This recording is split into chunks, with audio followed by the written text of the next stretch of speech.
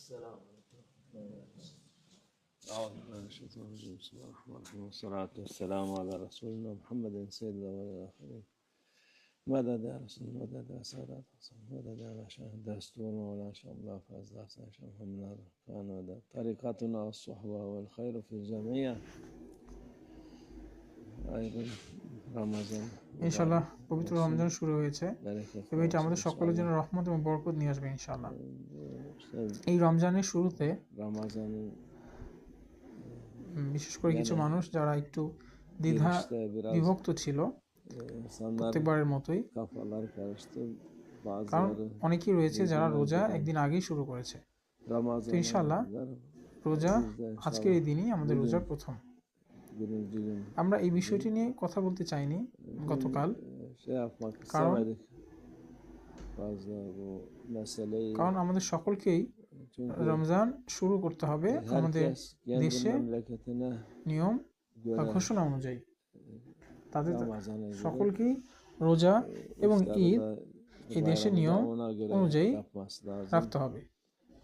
যেহেতু আমাদের এখানে দিনটি ভিন্ন এবং আমাদের এই দেশের প্রধান অনুযায়ী আমাদের নিয়ম অনুযায়ী আমাদের রাখতে হয়, কিন্তু ইসলামেরও কিছু নিয়মাবলী রয়েছে। যেমন রাসূলুল্লাহ সাল্লাল্লাহু আলাইহি ওয়াসাল্লাম বলেছেন, যখন তোমরা চাঁদ দেখবে তখন তোমরা রোজা রাখো এবং ইফতার করো। এটি কিভাবে কাজ করে?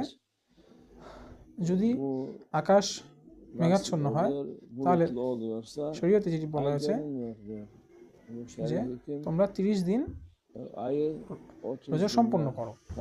কিন্তু যদি কেউ অন্য একটি দেশে থাকে এবং সে ওই দেশে রোজা সম্পন্ন করেছে, তাহলে তাকেও সেই জামাত অনুযায়ী রোজা রাখতে হবে। এবং ব্যক্তিগতভাবে রোজা রাখা জামাতের বাইরে হয়ে এটি একটি গুনাহ এবং এটি নিষিদ্ধ। যেহেতু রমজানের এই রোজা আমাদের সকলের জন্য ফরজ, যে এটি করবে না সে একটি বড় গুনাহ করবে এবং তার জন্য এর সাজা রয়েছে। যার ফলে আমরা এই বিষয়টি নিয়ে গতকাল কথা বলিনি, যেন মানুষ এটা নিয়ে আরো বেশি দ্বিধাবিভক্তে না পড়ে যে আপনারা রোজা রাখেননি, আমরা রোজা রাখবো না। কিন্তু না, আপনি যেখানে অবস্থান করছেন সেখানকার চাঁদ আগেও দেখা যেতে পারে, পরেও দেখা যেতে পারে। তো এই বিষয়ে যারা জ্ঞান রাখেন, যারা সময় নিয়ে জ্ঞান রাখেন, তাদের পরামর্শ নেওয়া উচিত। আমরা সবসময় একই কথা বলছি যে সরকারের এবং সেই স্থানের মানুষের নিয়ম অনুযায়ী আমাদেরকে রোজা এবং ঈদ পালন করতে হবে। এবং বিশেষ করে এটি কোনোভাবে আমাদের জন্য গ্রহণযোগ্য নয় যে আমরা আমাদের রোজা ভাঙবো বা ঈদ করব যেখানে ওই দেশের অন্য দিনে রোজা বা ঈদ তারা করছে। এটি সেই জামাতের পরিপন্থী একটি কাজ।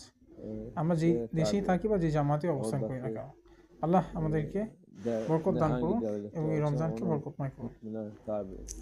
আল্লাহ মুবারক